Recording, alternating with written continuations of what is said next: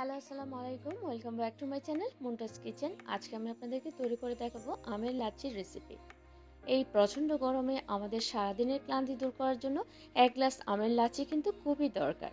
তো আজকে খুব সহজভাবে এই লাচ্ছির রেসিপি আমি আপনাদের সাথে শেয়ার করার চেষ্টা করেছি।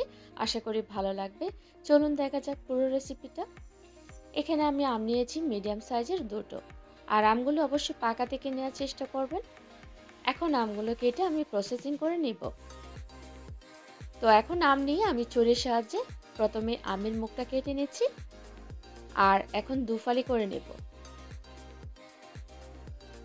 তো আমটা দুফালি করে নেওয়ার পর আমি আটিটা রেখে দিচ্ছি এক পাশে, আর খোসাটা নিয়ে আমি ছুরির সাহায্যে ছোট ছোট টুকরো করে নেব। আর এইভাবে যদি আমগুলো কাটেন তাহলে খুব সহজে কিন্তু আমগুলো কাটা হয়ে যায়, কোনো ঝামেলার প্রয়োজন হয় না। তো আপনারা দেখতে পাচ্ছেন এখানে আমি ছোট ছোট টুকরো করে নিয়েছি, আর এখন একটা চামচের সাহায্যে আমি এগুলো খুব সহজেই নিয়ে নিচ্ছি।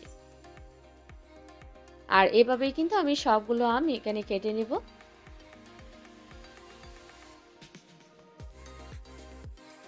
তো এখানে আমার সবগুলো আম কেটে নেওয়া হয়েছে, আর এখানে আমার 1.5 কাপ পরিমাণ আম হয়েছে। তো চলুন লাচ্ছিটা তৈরি করে নিই।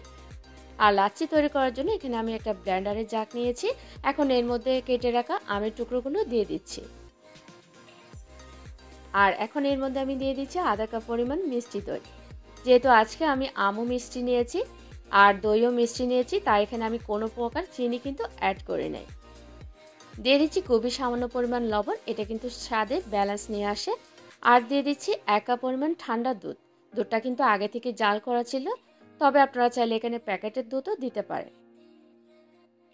এখন যেহেতু আমি আজকে আমও মিষ্টি নিয়েছি আর দইও মিষ্টি, তাই স্বাদে ব্যালেন্স আনার জন্য এখানে আমি এক টুকরো লেবুর রস দিয়ে দিচ্ছি।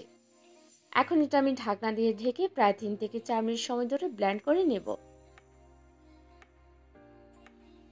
তো আমার এখানে ব্লেন্ড করা হয়েছে, আমি আপনাদেরকে দেখিয়ে দিচ্ছি এর কনসিস্টেন্সিটা কেমন হয়েছে। তো আপনারা যদি এর চেয়ে আর একটু পাতলা চান সেক্ষেত্রে এখানে আরও দুধ কিন্তু অ্যাড করতে হবে। এখন এর মধ্যে আমি দিয়ে দিচ্ছি 7-8টি আইস কিউব। তো এটা এখন এই পর্যায়ে দিচ্ছি কারণ আইস কিউবগুলো আস্ত থাকলেই আমার কাছে বেশি ভালো লাগে। তো এখন আইস কিউব দেওয়ার পর আমি আরও মিনিট খানেক এটা ব্লেন্ড করে নিচ্ছি। তো এই তো হয়ে গেল আমার আমের লাচ্ছি। এখন এটা আমি সার্ভ করে নিচ্ছি। আর এই আমের লাচ্ছি খেতে এতটা মজার হয়ে থাকে, এটা আপনারা বাসায় ট্রাই করলেই কিন্তু বুঝতে পারবেন। আর এটা বিশেষ করে বাচ্চাদের জন্য অনেক বেশি হেল্পফুল আর অনেক বেশি হেলদি। তো আপনাদের অবশ্যই ভালো লাগবে, বাসায় অবশ্যই ট্রাই করবেন।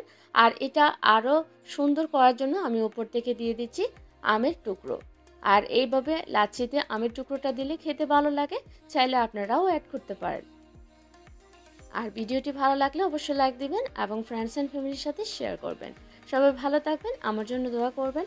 সামনে কোনো নতুন রেসিপি নিয়ে আবারও হাজির হব। টিল দেন ভালো থাকবেন, সুস্থ থাকবেন। আল্লাহ হাফিজ।